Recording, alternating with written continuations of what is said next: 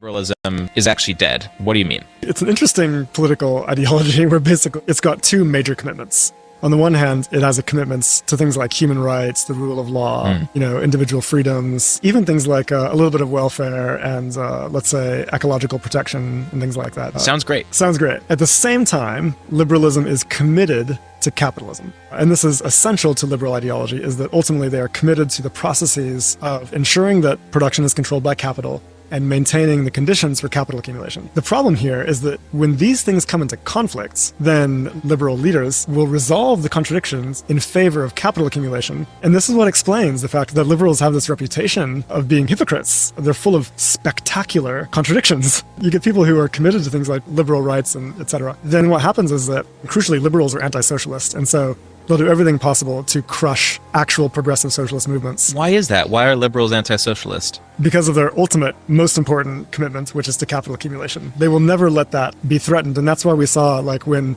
somebody as beloved as Bernie Sanders was a few years ago in the primaries, they had to band together and crush him. Now, this is interesting because when you're crushing socialist movements, and you're ultimately also yourself crumbling and failing, then what does that do? It leaves a political vacuum open to who? The far right, right? And so liberalism gives way to fascism over and over and over. It's like clockwork. Fascists, their core principle also is capital accumulation, right? But they just dispense with the liberal values.